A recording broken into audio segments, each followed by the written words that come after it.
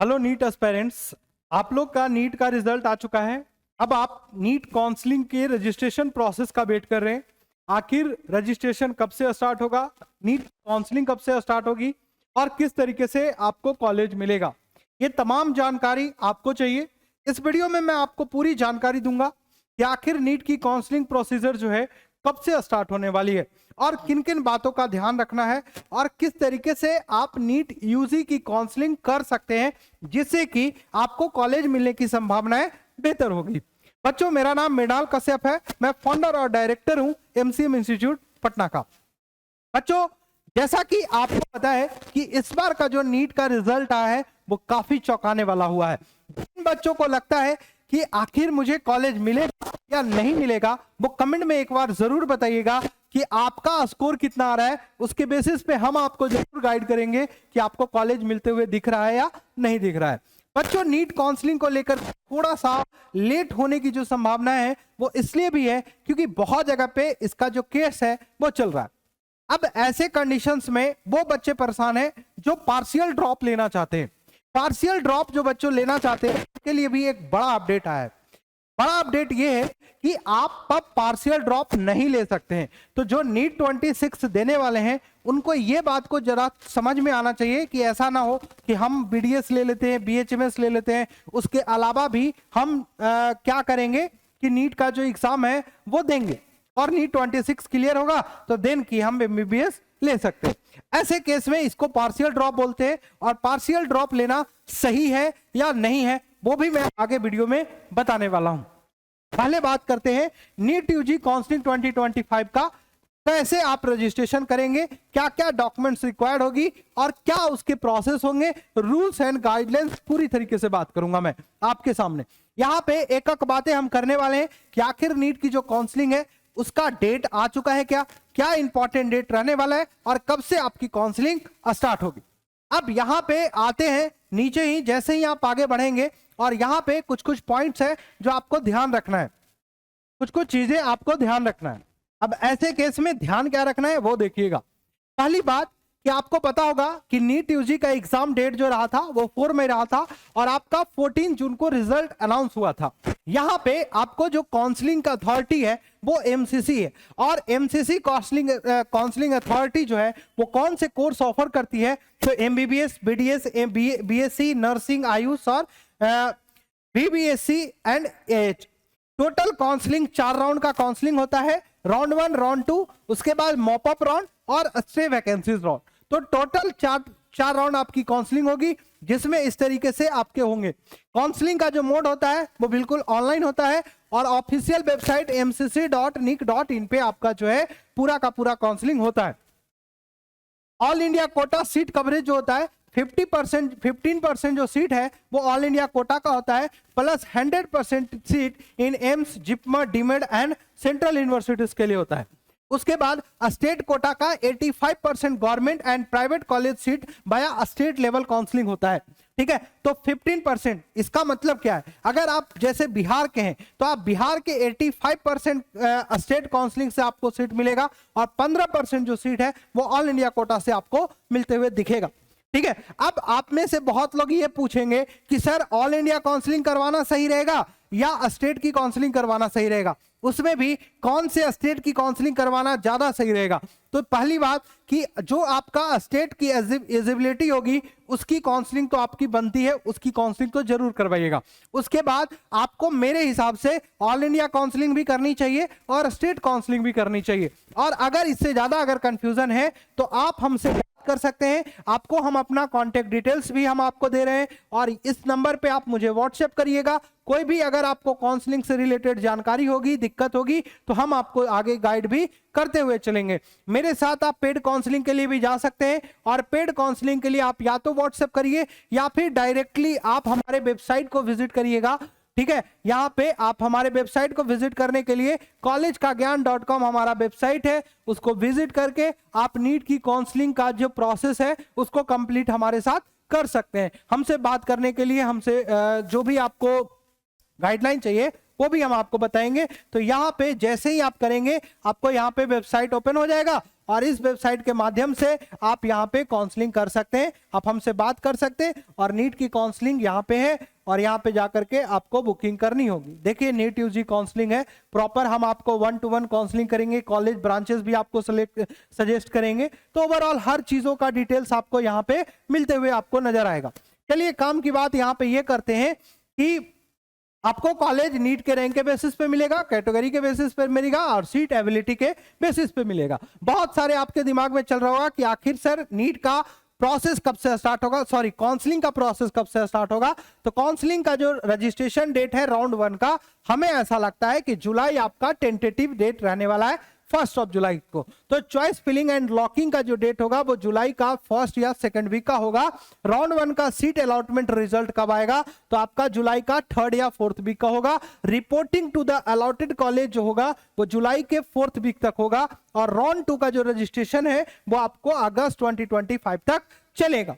अब step by step आपकी registration process किस तरीके से करनी है, तो यहां विजिट करना है एमसीसी के ऑफिशियल वेबसाइट को, उसके बाद न्यू रजिस्ट्रेशन पे क्लिक करना है जिन बच्चों का, उसके बाद इंटर आपका नीट 2025 का roll number, application number and other details आपको फिल करना है, जनरेट लॉगिन क्रेडेंशियल आईडी और पासवर्ड आपको जनरेट करना है, फिर फिल आपको पर्सनल डिटेल्स और एकेडमिक इंफॉर्मेशन आपको सिलेक्ट करना है, फिर काउंसलिंग का जो फीस है as per the category wise वो आपको फिल करना है, save and proceed to the choice filling, फिर आपको जो चॉइस फिलिंग है उसके ऊपर आपको जाना है। फिर आते हैं कि what is the fee for NEET counselling 2025, कितना फीस जो है वो रहता है आपके काउंसलिंग के लिए। तो यहाँ पे रजिस्ट्रेशन फीस है और सिक्योरिटी डिपॉजिट है। रजिस्ट्रेशन फीस आपका रिफंडेबल नहीं होता है, लेकिन सिक्योरिटी फीस जो है वो आपका रिफंडेबल होता है, ठीक है। स्ट्रक्चर वेरीज करेगा, आपका कैंडिडेट कैटेगरी टाइप इंस्टीट्यूशन भी वेरी करता है। अब यहाँ पे नीट काउंसलिंग का फी स्ट्रक्चर है एमसीसी ऑल इंडिया कोटा का। अब यहाँ पे देख लीजिए जनरल का 1000 रजिस्ट्रेशन फीस है जो कि ये नॉन रिफंडेबल है और सिक्योरिटी डिपॉजिट है 10,000 जो कि रिफंडेबल है। यहाँ पे एससी एसटी ओबीसी और पीडब्ल्यूडी का है 500 और रिफंडेबल जो है वो 5000 है, ठीक है। और उसके अलावा यहां पे देख लीजिए दिस फीस भी applicable for government medical and dental college under the 15% all India quota. तो ये जो फीस है वो ऑल इंडिया कोटा की जब आप काउंसलिंग करते हैं उस दौरान आपको ये चीज लगता है। नीट काउंसलिंग की जो गवर्नमेंट कॉलेजेस हैं और यहाँ पे जो आप अगर स्टेट वाइज अगर आप काउंसलिंग करेंगे तो यूपी का रजिस्ट्रेशन फीस है 2000 रुपया, यूपी का सिक्योरिटी डिपॉजिट है 30,000 रुपया 30,000। वेस्ट बंगाल की जो काउंसलिंग फीस है वो 2000 है, जनरल का ओबीसी का है 1500 और केरला नीट काउंसलिंग का फीस है आपका जो है 1500 जनरल का और 200 एससी और ओबीसी का। उसके बाद आपका आता है आयुष काउंसलिंग। आयुष काउंसलिंग की जो फीस है जनरल का 1000 रजिस्ट्रेशन फीस है, एससी एसटी पीडब्ल्यूडी का 500 है, सिक्योरिटी डिपॉजिट लगभग आपका 10,000 जनरल का भी है और एससी एसटी का भी 10,000 है। तो एक आपका एमबीबीएस का एक आयुष का काउंसलिंग होता है इस तरीके से, ठीक है। इस तरीके से आपकी काउंसलिंग प्रोसेस पूरी हो जाएगी। What documents are required for the NEET registration, क्या क्या आपके डॉक्यूमेंट्स होंगे, एडमिट कार्ड जरूरत पड़ेगा, नीट का स्कोर कार्ड, क्लास 10th और 12th का marksheet, passing certificate, birth certificate, valid photo ID, caste certificate चाहिए, अगर आप पीडब्ल्यूडी के हैं तो सर्टिफिकेट चाहिए, पासपोर्ट साइज फोटो चाहिए, प्रोविजनल अलॉटमेंट लेटर चाहिए। फाइल फॉर्मेट जो है आपका वो फोटो और सिग्नेचर प्रॉपर जेपीजी और पीडीएफ फॉर्मेट में आपके आईडी होने चाहिए इस तरीके से, ठीक है। आते हैं रजिस्ट्रेशन एंड आपका फीस पेमेंट पे आते हैं। तो candidate must first resistor online, official website पे आपको जाकर के रजिस्टर करना है और इस तरीके से आपको पर्सनल डिटेल्स फिल करना है, exam details, pay the non refundable registration fee, refundable security deposit आपको करना है। उसके बाद सेकंड में आता है चॉइस फिलिंग एंड लॉकिंग का system. After registration candidate must select their preferred college and courses, आपको फिर कोर्सेज सेलेक्ट करना है और साथ ही साथ आपको क्या करना है कि किस कॉलेज को आप सेलेक्ट कर रहे हैं वो आपको सेलेक्ट करना है। फिर choice can be notified until the locking deadline, choice filling करने के बाद आपको चॉइस लॉक करने का आपको समय दिया जाएगा। अगर आप चॉइस लॉक नहीं कर पाते तो ऑटोमेटिक भी आपका चॉइसेस लॉक हो जाएगा, ठीक है। उसके बाद आपका एक बार ही चॉइस लॉक होता है और choice can not be change for the round, आप फिर चेंजेस नहीं कर सकते हैं, ठीक है। इस तरीके से सीट अलॉटमेंट राउंड वाइज जो होता है वो किस तरीके से होता है, बेस्ड ऑन नीट रैंक के बेसिस पे होता है, रिजर्वेशन कैटेगरी के बेसिस पे होता है, and seat availability the system allocate seat के दौरान होता है। फिर आपका round 1, round 2 mop up round होता है जो कि फॉर वैकेंट सीट के लिए होता है, स्टेट राउंड जो कि last round for Anfield seat के लिए होता है। रिजल्ट डिक्लेरेशन कब होता है, तो एमसीसी और respective state authority release the seat allotment result for each round आपको करते जाएगा, हर राउंड 1 राउंड 2 का रिजल्ट देते जाएगा। Candidate can view allotment status, ये सारे आपको देखने होंगे। फिर आपको क्या करना है 5 नंबर पे कि आपको डाउनलोड अलॉटमेंट लेटर डाउनलोड करना है।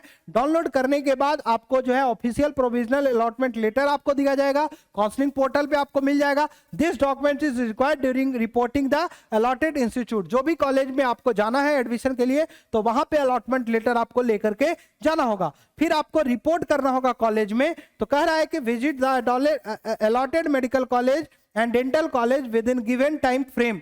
जितना टाइम आपको दिया जाएगा उस टाइम में आपको जो है विजिट करना होगा। कैरी ऑल ओरिजिनल डॉक्यूमेंट्स, आपको अपने साथ ऑल ओरिजिनल डॉक्यूमेंट्स रखने हैं, certificate, photographs and allotment letter, ये सारे ओरिजिनल रखने होंगे। Complete physical verification and fee payment confirm the seat. तो फिर आपको फिजिकल वेरिफिकेशन के लिए जाना है, वहां पे फीस जमा करना है जो कॉलेज की फीस होगी, और उसके बाद आपका सीट कंफर्म होगा। फिर उसके बाद free exit mop up round का क्या मतलब है वो समझते हैं। Free exit in round 1 candidate who don't report the allotted college or not penalized, ठीक है। उसके बाद फ्री एग्जिट जो करेंगे मॉप अप राउंड में क्या है सुनिएगा, for vacant seat after round 2, round 2 के बाद आपका मॉप अप राउंड आता है, और उसके बाद फ्रेश रजिस्ट्रेशन कर सकते हैं आप। मॉप अप राउंड में फ्रेश रजिस्ट्रेशन होता है। राउंड 1 और राउंड 2 में अगर आपने किया, आपको कॉलेज नहीं मिला, तो देन की आप राउंड 2 में जा सकते, मॉप अप राउंड में जा सकते हैं। अगर आपको कॉलेज मिला है तो आप मॉप अप राउंड में नहीं जा सकते, आप वहीं पे अपना रजिस्ट्रेशन कर सकते हैं, ठीक है। अस्टे जो सीट वैकेंट होता है उसके लिए ही रजिस्ट्रेशन होता है। अस्टे राउंड क्या है, फाइनल राउंड है, conducted without choice filling, only previous registered candidate are consider. जो मॉप अप में रजिस्टर्ड करेंगे या जो पहले से रजिस्टर्ड होंगे वही सिर्फ अस्टे राउंड में जा सकेंगे, ऐसा नहीं कि हर कोई पार्टिसिपेट कर पाएगा। तो ये पूरी की पूरी है। उसके बाद rules and guideline for NEET UG counselling 2025। तो ये बातें पूरी तरीके से समझना, ये बहुत इंपॉर्टेंट वीडियो जिसमें मैं आपको पूरा काउंसलिंग का डिटेल आपको समझा रहा हूं, ठीक है। Candidate can participate in both all India quota and state counselling process. Choice locking in is mandatory to be considered for allotment. Seat allotted in round 1 can be upgrade in round 2. तो जो भी आप round 2 में आपको seat मिलेगा तो उसको आप अपग्रेड के लिए डाल सकते हैं round 2 में।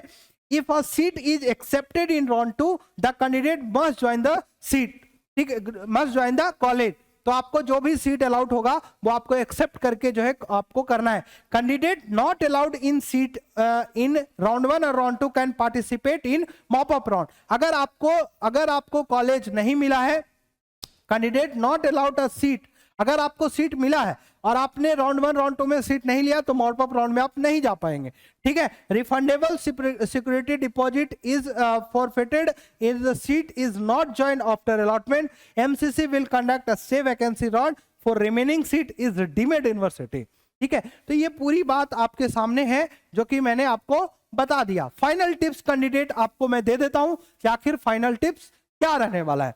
फाइनल टिप्स बहुत क्लियर है बच्चों कि keep all documents ready in advance. सारे डॉक्यूमेंट्स आप एडवांस में पहले से ही रखिए, अभी से जाकर के पूरी डॉक्यूमेंट्स रखिए। चेक काउंसलिंग डेट रेगुलरली, हमेशा काउंसलिंग को प्रॉपर रेगुलर चेक करना है।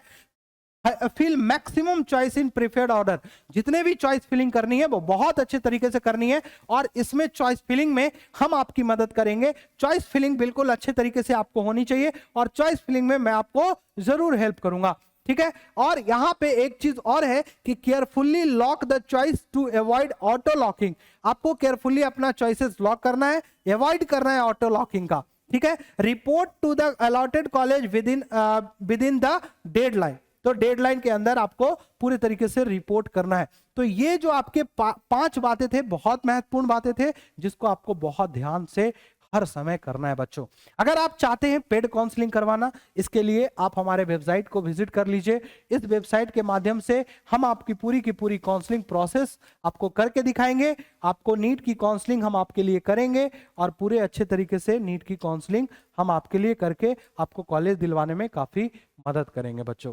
तो ये थी पूरी की पूरी वीडियो, जो कि पूरा काउंसलिंग प्रोसेस मैंने इस वीडियो के माध्यम से समझा दिया। बाकी आपका क्या कहना है, क्या आपके मार्क्स पे आपको कॉलेज मिलते हुए दिख रहा है, नहीं दिख रहा है, एक बार जरूर आप हमसे बात कीजिएगा। चलिए, काउंसलिंग की फीस आपके सामने है, और जिन बच्चों को लगता है कि काउंसलिंग करना है तो आप हमारे साथ करिएगा। ये अभी के लिए ऑफर में मात्र 2999 में आपके लिए अवेलेबल है। इससे सस्ता कुछ भी नहीं हो सकता है, ठीक है। बाकी की बातें हम नेक्स्ट वीडियो में करने वाले हैं आपके साथ। तब तक के लिए खुद का ख्याल रखिएगा। जय हिंद, जय भारत।